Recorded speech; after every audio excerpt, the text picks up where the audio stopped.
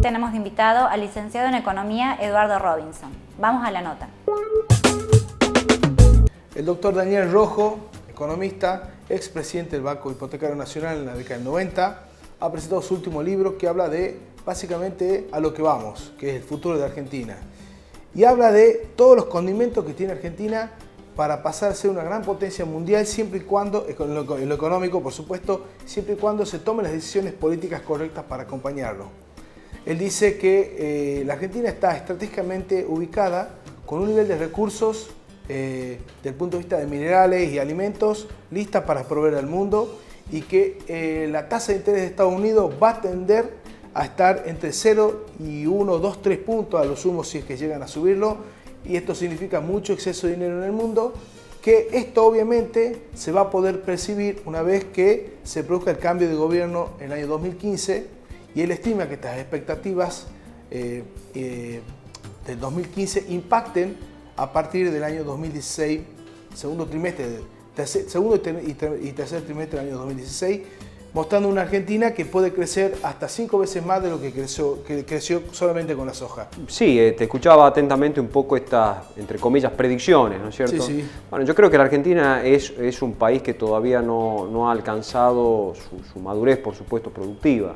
Siempre ha sido una promesa, prácticamente desde que uno tiene uso de razón, que Argentina, digamos, promete ser un país, pero que... Tuvimos una muestra cuando fuimos el ganador del mundo entre la Primera y casi la Segunda Guerra Mundial, y después como que... Exactamente. Después, ¿qué pasó básicamente? ¿Cuáles han sido los factores que creo que siguen incidiendo? En primer lugar, la inestabilidad macroeconómica. Es decir, Argentina es un país que se caracteriza por una fuerte inestabilidad macroeconómica, porque debe ser el país que más experimentos ha hecho en materia económica.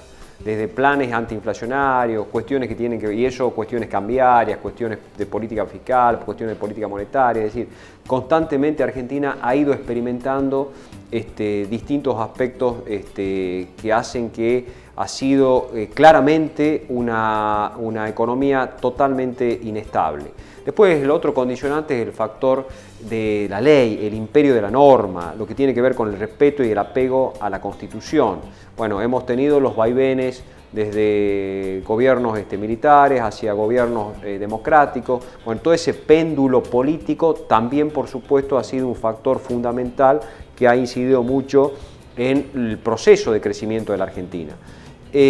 Otro factor que te diría que ha sido muy relevante tiene que ver con esto que tiene que ver también con la política macroeconómica, permanentemente Argentina esta cuestión se inserta en el mundo, sale del mundo, vuelve a los mercados financieros, tiene crisis de deuda, y permanentemente.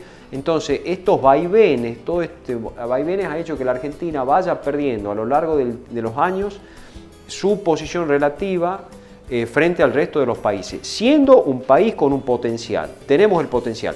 Lo que pasa es que, como te digo, hay factores que todavía siguen incidiendo para que Argentina encuentre ese rumbo. El potencial, más o menos, no he leído el trabajo del doctor Rojo, pero seguramente uno va a coincidir en que Argentina, si mirás, como vos decías, hagamos futurología, ¿qué va a demandar el mundo? Y el mundo va a demandar alimento. ¿Argentina tiene? Sí, Argentina tiene. Más o menos los cálculos que hablan de alrededor de un potencial para alimentar a 400 millones de personas. Mira, te doy un dato que él decía, muy interesante. Bueno, obviamente él es especialista en el área inmobiliaria, ¿te imaginas? Banco hipotecario durante más de 7, 8 años.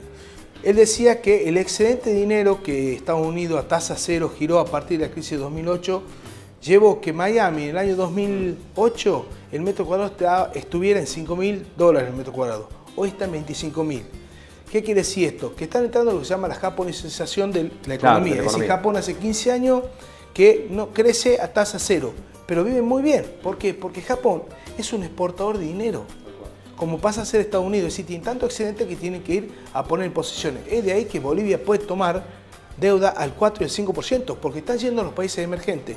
Bueno, ellos dicen que en la Argentina, en Latinoamérica o países emergentes, van a recibir afluentes de dinero para todo lo que es la cuestión inmobiliaria en los próximos 7 o 8 años, que van a hacer que el precio del metro cuadrado se quintuplique por el excedente de dinero en ese sector, ¿no?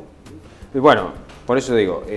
Hablando de que el mundo tiene un problema de liquidez. Tal cual, ahora. Argentina es uno de los países, pero claro, para poder atraer todo ese flujo de dinero que va a haber en el mundo, esas bajas tasas de interés, que puede ser un ciclo de tasas de interés relativamente baja, con precio de commodity que hoy, si bien es tan bajo, creo que es una cuestión coyuntural, pero estructuralmente hablando creo que los precios de los commodities van a seguir elevados, no sé si tan elevados como en años anteriores, pero sí históricamente más elevado. Entonces el problema es cómo se prepara Argentina para ser atractivo a todos esos flujos de dinero que el mundo, a esa liquidez internacional. Entonces el gran problema es cómo todavía seguimos siendo el desafío de poder ser atractivos para el mundo, de poder atraer inversiones para que, bueno, para lograr ese potencial de desarrollo que muchas generaciones lo han vislumbrado, pero que muy pocas, o te diría que todavía no hemos alcanzado esa meta que la Argentina históricamente está llamada a ser. Pero creo que depende de nosotros, creo que está en nuestras manos esa posibilidad, ¿no es cierto? Cortito, de los tres principales candidatos a presidentes, Macri fue el único que se pronunció a favor de cortar con el 35% y hacer un boom en el agro. Los otros dos fueron más reacios a decir vamos a terminar con ese impuesto.